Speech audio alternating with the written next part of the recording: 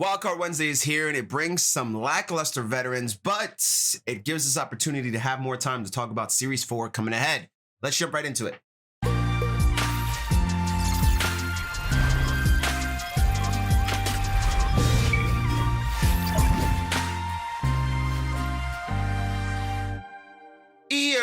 What's good, everybody? What's going on? It's your boy Rob, aka Roboto. Just want to tap in with y'all real quick about the new Wildcard Wednesday release that came out today.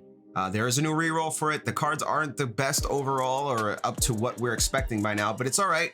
We got to have some balance in the game, but it gives us time to not focus on that as much and focus a little bit more on Series 4. But before we jump into all that, just want to let you know if you are new here, I appreciate you for stopping by. If you'd be so kind as to hit the subscribe button down below, notification bell right next to it, you get notified anytime I'm live with brand new content. Also, thumbs up on the video. If you like what you see, thumbs up, smash that like button. And in the comment section down below, let me know what you think about this crop, this release of Veterans cards. Let's jump right in.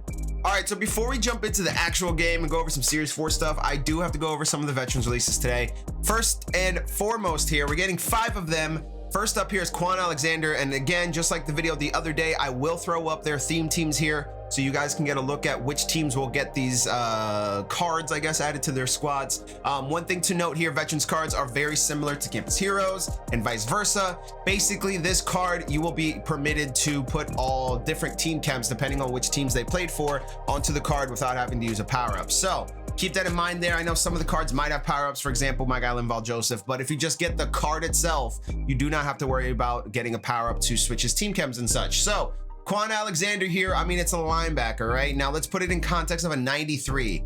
89 speed, 90 excel, 90 tackle, 85 block shed. The rest of it is kind of horrible. He's a pass coverage left outside linebacker, yet they're showing us pass rushing and defensive line stats. I don't understand it. I don't know why EA just doesn't show us the right stats for the right guys. It doesn't make any sense to me. But anyway, nonetheless, Quan Alexander here, not anything too exciting. Now switching over to the other veterans here, Tyrod Taylor, I don't even know which one he likes. He's coming in here at 93 overall, 91 speed, 93 throw power. It's pretty solid for a 93, I'd say. 91 deep accuracy, 91 throw on the run. The unfortunate deal is that he's a scrambler archetype, so it's not the best, but it's not horrible. Really fast. Next up is Trey Burton, 93 overall vertical threat tight end with 89 speed, 87 medium route running. I know my guy Popular Stranger already got him on the team, boosted up with all the Eagles chems and play fake and such. He's not horrible. Again, as long as you crack that medium route running up to 90, you can get his speed over 90. He's not the worst. Run blocks at 80, so that's pretty solid there actually. 92 catch, 91 spec catch, kind of probably the best card out of the bunch, I'd say. It's kind of underrated. I'll give it a little bit of credit, just a little bit of credit here. Carlos Hyde, 93 overall elusive back, 91 speed, 93 excel, 88 COD, 90 trucking, 89 break tackle. I mean, look, if you need him for your theme team, shouts to you, but most theme teams, especially like Seahawks, 49ers, he's probably not going to be your starter over Barry, but I understand if you're rolling a true tried and devote theme team, this will help you out a lot. But Carlos Hyde here, solid. Nothing really much to say there about a 93 overall elusive back when we got a bunch of good running backs out there already. Linval Joseph here. Now, this is my guy, Linval Joseph. I just see a little power-up symbol below. The other guys don't have him, but Linval does because he does have a power-up. I have him on the team. Probably going to get added today. Add to the thick boys up front there. 73 speed, but the real deal here is 94 block shed. 87 power was super low, but boosted up a little bit. It'll be all right. He's probably DT number 3 for me at best, maybe DT 4. At this point. So Linval Joseph here, just a big boy plug in the middle there. I think he gets Vikings and Chargers chems as well. So shouts to Linval coming to the Giants theme team here. That's the last one of the whole group. So just to go back again, Linval Joseph, Carlos Hyde, Trey Burton, Tyrod Taylor here, and Quan Alexander. Those are the 5 veterans cards coming out today. Let's go ahead, switch into the game and see what we can do and prep for Series 4 coming ahead. First thing you want to check out when you load into the game today, obviously, is the training option. It's going to be 5,500 for an 89 plus veterans player. So that's pretty interesting there. That is 5,500. I thought it would be probably around like 7.5, maybe 8K, but 5,500 seems a little reasonable, but unfortunately it's like 89s, 90s, and then it jumps up to like, I believe 91s and then over the 93s. I don't remember the exact breakdown. I think it caps at 91s and then we jump up to 93s, but Regardless here, it's going to be 5,500 training for that. I don't think it's the best reroll in the whole entire world, but I mean, it's not the worst, I guess. I mean, we'll try some stuff out, see if it actually is worth anything later on. I doubt it though. Your best bet might be just buy the cards off the auction house. There'll be a price now that'll be super high. It'll probably come down as the days goes on there. So the other thing I do want to bring to notice for everybody here is the time limits here on these packs. Get a gold, get a players in particular. These are kind of the staples of every series. If you remember midway through, I guess, or like after the whole Kralo incident happened, there was a time when these switched, when these get a golds and get a player packs odds switched.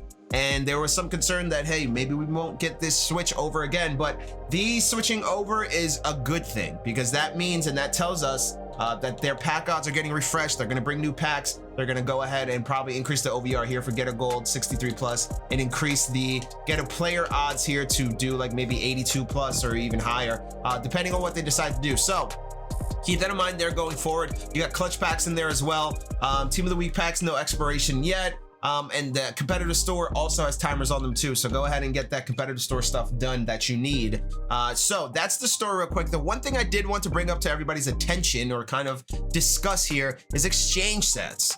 And we won't do too long on this, but I do want to make sure that we are kind of on a similar page here in terms of exchange sets. So this is where we're at right now, 89.90 overall exchange sets. Now we know just looking on the series redux list, we're going up to a 96. The highest card that's getting a redux is a 96 overall Hines Ward. But let's chop Hines Ward off that. Let's also chop that out of position DK Metcalf that's on that. The highest overall we're getting is a 94 Stephon Gilmore. And then after that, it's a bunch of 93s.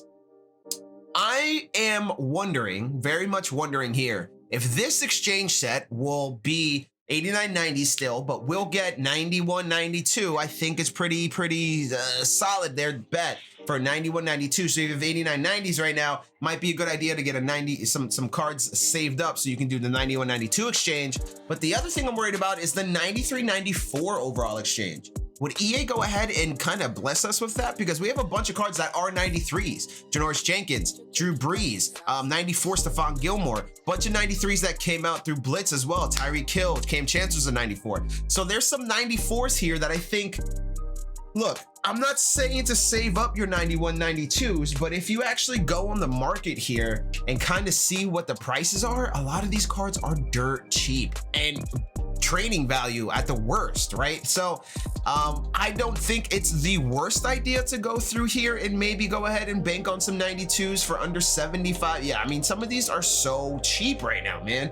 Under 70K for some of these 92s. I'm not saying it's a bad idea to stock up on some of these, but I think the 91s might be a better bet just because you're not spending as much and you're also going to be able to just, I mean, quick sell them if anything, but you can also just put them in something else that you might need.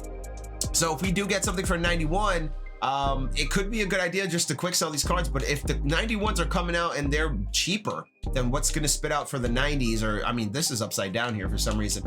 It might not be a bad idea to invest in some of these 91s, especially if they're going out for this cheap. I mean, some of them are super cheap there. If you're finding them for under 50K, I mean, even under 45K, that's a deal, right? So these guys right here are kind of steals right there at the training value, right? Because you don't want to overextend. And if you guys need the training point values, let me know or comment in the comment section down below or join the Discord. You can join the Discord. We have a spreadsheet in there too to go over all the best training odds, training values at least. So look, I'm not saying go heavy and invest heavy on a lot of 91s, but I'm also saying that it could be a good time to buy these cards for super cheap, hold them for a couple days, and then go through and exchange them when those exchange sets are live. So that way you can get a chance at potentially getting a redux like you see here when we get those better reduxes for the 92, 93s, or potentially what we could have for a 94 overall redux. There's a lot of options here, and I think there's a couple ways that we can kind of capitalize on this moment. Just some things I'm going to do in the next couple days for sure. Just some things I'm thinking about in the next couple days here. Remember, we got the series changeover coming Friday, so you got the rest of today, you got all of tomorrow,